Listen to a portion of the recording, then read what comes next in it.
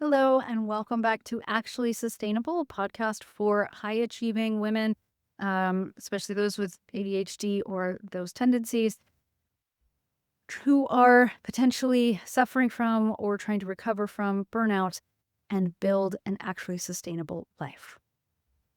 Little caveat, or whatever the term would be, this is for educational and entertainment purposes only. This is not a replacement for any kind of personalized or professionally interactions like with your clinician, therapist, or coach. Okay, so if you feel you need that personalized care, if I bring up anything big or interesting, or you want to go, maybe that is me, maybe I should talk to somebody about that, please go and do that.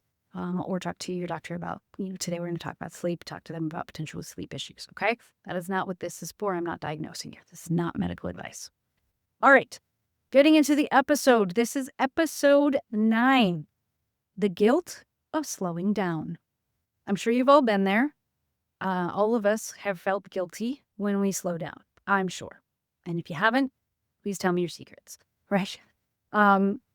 I know there are people who don't. There's always going to be that. But for the people that I'm kind of more talking to in this group, it's often there. And a lot of it's because of culture, right? We have a lot of cultural conditioning that we're not supposed to stop. Plus, we don't want to stop. If we have ADHD, we have like 7,000 interests. We want to go and do all the things. I don't want to not do them. So I want to go and do it. And I want to sign up. And I want to, participate in that and that and that and that and that. And so when we pause to try to take those breaks, last week I talked about, the need to settle down and calm down because everything feels like an emergency. And when everything feels like an emergency, we're stuck in that emergency mode and our body can't heal, it can't recover, and it's chronically causing damage to us.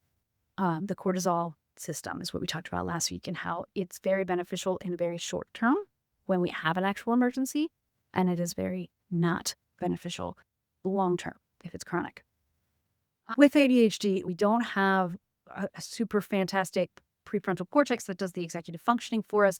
So often we rely on our emotions to get us to go to do things, to be that external motivation to get up and do stuff because our dopamine is low or not reacting the way we want it to.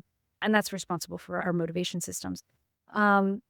And so we end up kind of going, I have to be in panic mode in order to get something done. And so maybe we relax in between and then feel it's time to do it. It's past time to do it. Now I have to do it. Crunch time, panic mode. And so then we stay up all night doing that paper that was due yet, tomorrow morning, but we've had a month to do it and we're going to do it all in one night. That is not especially healthy, right? And then when we do sit still, it's not actually relaxing. I've talked about that a couple of times because we constantly have all of those tabs open. We have all this stuff and we feel guilty. Today we're talking about the guilt associated with it because we sit there and we're doing stupid things like scroll. And stupid is my term. I'm sorry. Like everybody has their own versions, but like we're doing things that aren't helpful. We know they're not. Like I'll scroll on my thing. If I get on social media, I don't do social media well because I get on it and I can't get off. It hits the right dopamine system so many times.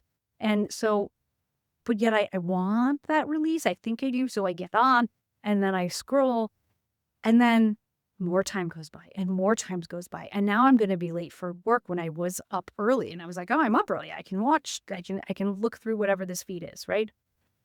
And now suddenly I'm going to be late for work unless I speed all the way there. And so now my cortisol's there and my dopamine's there and I can get up and get ready and get to work and hopefully be on time. But that's not healthy, right? And so we're sitting there looking at the clock going, I've been on here for half an hour. I need to get off in 5 minutes. Now it's been 45 minutes. I could have been doing X, Y, and Z. Now it's been an hour. I could have done X, Y, Z, Q. And, and now it's 2 hours maybe that you've been sitting there scrolling, doing nothing productive, which again, productive isn't necessarily the end goal. But if you're going to be sitting there doing something, it should hopefully at least be restful, not triggering your brain to yell at you and shame you and do all of these other non-healthy things to get you to get up and go do things.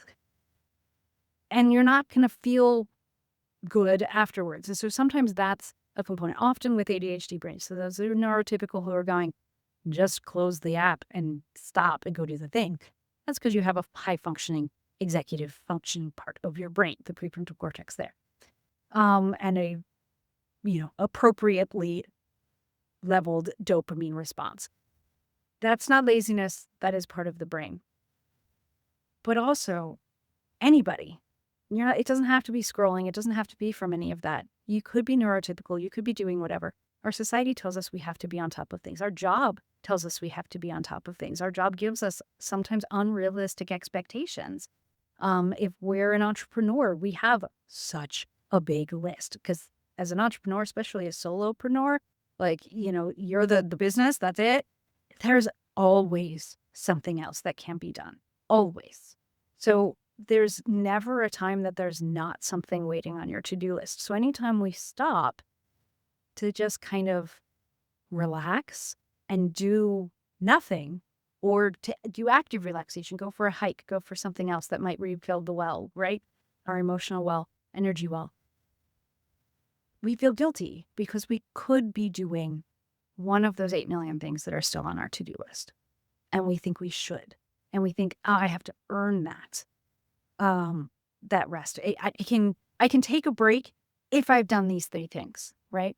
But then invariably, halfway through thing number 2, you notice something else that needs to be done, and then something else needs to be done. And then 17 hours later, you're like, oh crap, I never did the thing. I didn't even end up getting to thing number 3 that was on my list, but I've done all these other things, but I've missed my opportunity for rest. So I didn't earn my rest. Maybe I did earn my rest, but now it's too late and I can't do it. Here's my thing for you guys today. Okay. For those of you who need to hear this, you do not need to earn rest. That is not something that is earnable. It is a requirement for healthy living. If you want to show up as yourself for your family, for your job, for whatever, if you want to not have quite as much brain fog, if you want to have, efficiency, if you want to be productive, then you need to rest. That is an imperative. It's the idea of when you're on the plane, they tell you to put the mask on yourself first before you take care of your child. We've all heard those phrases. We all know that that's it. And then we start feeling guilty over the fact that we're not taking rest because we feel guilty. So we need to take rest, but we feel guilty about not doing our work, but yet we also feel guilty about not taking the rest that we know we need to do. I am not here to guilt trip you for not taking rest. I'm just telling you it really is healthy for you to try to take a rest. I did put together a little program if you wanted to. It's about an hour long. It's 5 different sections. I try to price it reasonably. If anybody is interested in doing that, that's on my website. I'll put the link in the show notes. It's called Calm Under Pressure through the Actually Sustainable website, actuallysustainable.com. That kind of goes through how to triage your to-do list. It also has a section, and if all you do is listen to that one section, I talk about in detail some tips that you can do to do little micro rests, short ones, just to kind of help reset your nervous system throughout the day. They only take a couple minutes, and a few larger ones that will help on a more consistent basis to help bring you down. But the goal of a lot of this is give yourself permission to put yourself first. You do not need to feel guilty for taking time that you need. Your needs matter just as much as everyone else's. It is not selfish to do something for yourself. It is not selfish to try to take a rest when you need it. It is not selfish to try to actually be a human by taking care of yourself and not being the zombie that you probably are. Okay? It is not selfish to do that. There are selfish options out there that we can do, but most likely that's not what you're doing. If you have any resentment towards, if you start to do something and you feel resentment about it, or you're resenting a person because you're doing this and that for them, follow that resentment. That's often a sign that you did something that you really didn't want to do and you really probably shouldn't have done because you needed more of a break. And those times, again, there's always exceptions. There's times where, yes, you do need to do things that you really don't want to do, and that's just life. But there are times where you're like, you say yes to something, but you're instantly going, why did I say yes to that? I shouldn't have said yes, but I kind of get guilt tripped into it. And now I don't want to. And now, those are the times where it's not being selfish to say no. Again, there's always caveats and nuances to a lot of those kind of things. Like maybe you need to have a conversation with the person. Maybe there's a lot of stuff involved. And again, I kind of go into more detail in my little program if you want. And I'll probably go into it more in future podcasts. But what I want you to do for this week is recognize where you feel guilty. And if it's something that you really should feel guilty about, because guilt is a sign that you have gone against your personal moral values. You have consciously chosen to do something against your value system. That is something you could feel guilty about. If you feel guilty for something that is beyond your control, beyond your choice, that's not something you feel guilty. Okay? And taking care of yourself is not something you feel guilty about. Even though it will, especially at the beginning when you first start to do this, it will probably feel awful. That does not necessarily mean it's a bad thing. Okay?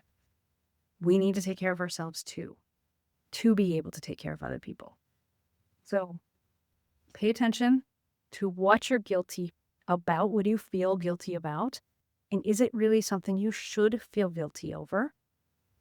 And maybe kind of follow those resentments. I mean, like just kind of follow the mental thought train of where you feel resentment and why. And is that something that you feel guilty for, that you kind of guilted yourself in, or they guilted you into doing, that you could maybe say no to next time? And just think about it. I'm not telling you to say no yet. That would be great if you did, but expect to probably feel guilty for a while afterwards. That's normal. And again, talk through it with a therapist if they're big things, like some family issues, those kind of things. They sometimes take a lot of extra coaching and help and steps along the way. These are not overnight things. So this week, just acknowledge them, recognize them, see them. And then we can work on acting on them later. Okay? Unless you really feel inspired. That's it for this week. I hope this helped. Please give me, comments, thoughts, any feedback, you can leave a comment about what your most common guilt things are, or how you kind of go around them. How do you deal with that guilt? What are the things you feel most guilty about? Share, let me know. Put it in the comments. I'd love to hear from you. All right. If this resonated with you, please share it with friends or family, anybody else who may benefit from it. And if you want to, catch every episode, I would love it. If you kind of reviewed me, and let me know what you think about it, the podcast and everything. And then give me a like, follow, subscribe, whatever is your thing on wherever you're consuming this podcast. All right, my dears, until next week, good luck. Keep doing the best you can, because I know you already are.